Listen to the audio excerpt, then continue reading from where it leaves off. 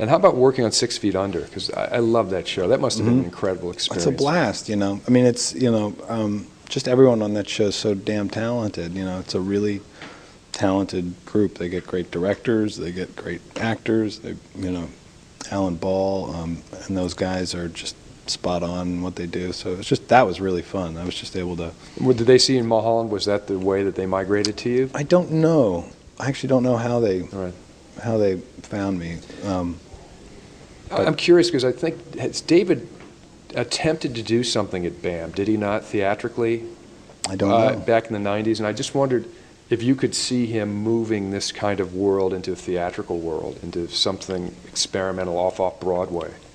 Did you guys ever talk about those things when you were off camera? I know he loves, the only thing I know as far as theater goes that he loves, is that he loves physical theaters. Like he loves the spaces. He loves spaces. Yeah. He loves seeing a curtain rise. Well, Mulholland Drive, you have one. Yeah. Eraserhead, he made one. Yeah. I don't know how much interest he'd have in doing a play or something. I'd be curious to see what his vision would be. Yeah, in that context. I would too. He seems to be loyal and have an entourage mentality with the actors that he likes to work with, and they seem to come back to him. Yeah, I think anyone who works with him loves coming back to work with him because he's just, again, it's, you know, it defies, he defies every sort of cliche of what it is to work on a movie set, and it's so much damn fun. It really is. Now, your movie within the movie, as it would be, I guess, because there's so much speculation on what the movie means, but for me, as someone who thinks I've understood some aspect of it, there was almost a certain Tennessee Williams vibe to the movie that was being shot within the movie. Yeah. Did you feel that at all? How did you relate to the character you're playing in the movie and Laura's character? And the fact that you have Jeremy Irons playing this director who's trying to get this incredible performance from two actors.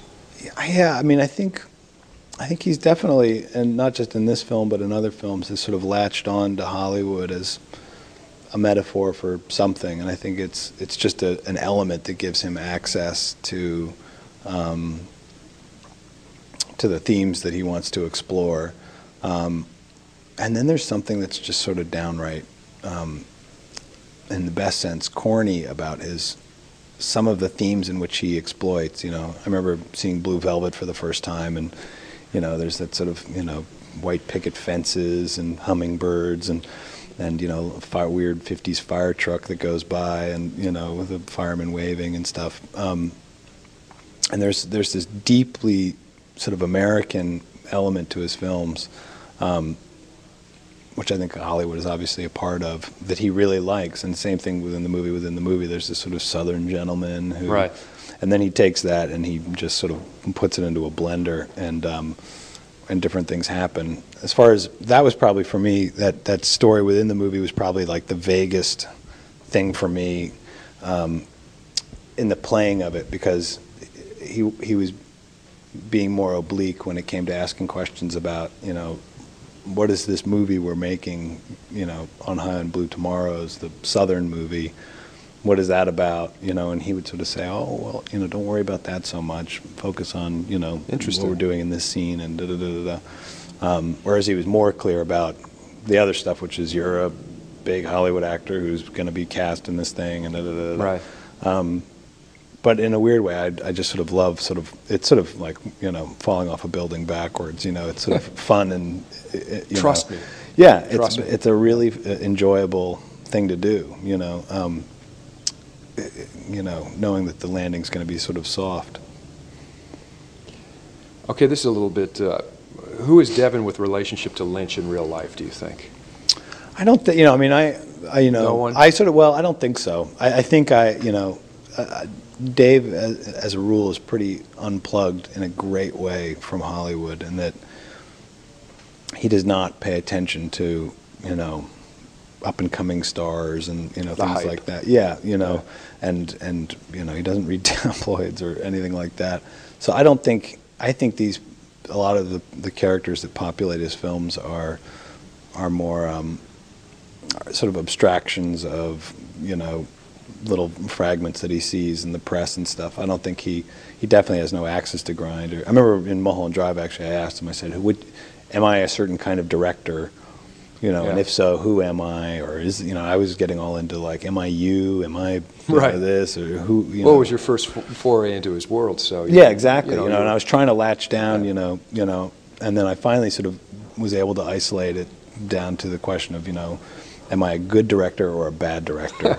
You know, and he said, I don't know, you know. So couldn't even distill it down to that. Couldn't even distill it down to that. But, and again, you know, he wasn't being stubborn or trying to bum me out. He was trying to get me to understand that the best way to find out was to explore it in front of the camera with him sort of shepherding it. And that's the best way to work, you know, when you can. It's rare when you get the opportunity to. So now, since then, you know, through Mulholland Drive and this, I'll